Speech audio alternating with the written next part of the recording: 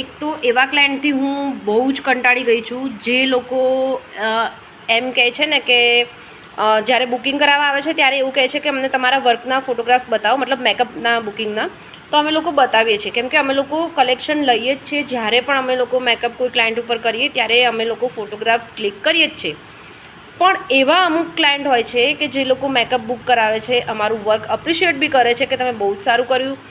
After that અમે જ્યારે picture click કરવા જઈએ છીએ ત્યારે અમને ફોટોગ્રાફ્સ નથી લેવા દેતા. કહે છે કે અમારે ફંક્શન ચાલુ થઈ ગયા છે, અમારે બહુ જ લેટ થાય છે. પછી જ્યારે અમે બીજા દિવસે માંગીએ છીએ એમની પાસે કે ભાઈ તમે ક્લિક કરેલા પિક્ચર્સ અમને આપો, તો નથી આપતા. બહાના બતાવે છે કે ભાઈ મારી પાસે તો ફોટોગ્રાફ્સ જ નથી, છે પણ એમાં બહુ જ ક્રાઉડ છે, અમારી ફેમિલી સાથેના ફોટોગ્રાફ્સ છે. એવો જ એક મારી અનુભવ થયો છે કે એક બેને મને ક્લિક ના કરવા દીધા પિક્ચર્સ, અને મેં એમની પાસે જ્યારે માગ્યા, મહિના દોઢ મહિના પહેલાંની વાત છે, ત્યારે એમણે કીધું કે મારો સિંગલ કોઈ ફોટોગ્રાફ્સ જ નથી, બધા ફેમિલી સાથે છે. અરે કઈ રીતના બની શકે યાર?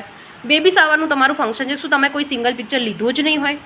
કઈ રીતના બને યાર? તો પછી એવા ક્લાયન્ટે અમારી પાસે અમારા વર્કના ફોટોગ્રાફ્સ નહીં માંગવાના. કેમ? કારણ કે જ્યારે અમે તમારા ક્લિક કરવા માટે કહીએ છીએ ત્યારે તમે અમને ફોટો લેવા નથી દેતા કે નથી આપતા. તો જ્યારે અમારી પાસે કલેક્શન નહીં આવે ત્યારે નેક્સ્ટ કોઈ ક્લાયન્ટ આવશે તો અમે અમારા રિયલ ક્લાયન્ટ એમને કઈ રીતના બતાવીશું? તો એવા ક્લાયન્ટથી મને બહુ જ મતલબ હું કંટાળી ગઈ છું કે એ લોકો પિક્ચર્સ નહીં લેવા દેતા, કેમ કે એ લોકોને એવું લાગે છે કે અમે કદાચ કોઈ આતંકવાદી એજન્સીને આપી દઈએ તો પિક્ચર્સ એમના. શું તમારી પાસે ક્યારેય, તમારી સાથે ક્યારેય આવું થયેલું છે? અને જો તમે પણ એવા ક્લાયન્ટ છો કે તમારા મેકઅપ બુક કરાવેલું હોય મેકઅપ આર્ટિસ્ટને કે કોઈ સલોનને, તમે તમારા પિક્ચર્સ ક્લિક નથી કરવા દેતા, તો પ્લીઝ કરવા દેજો.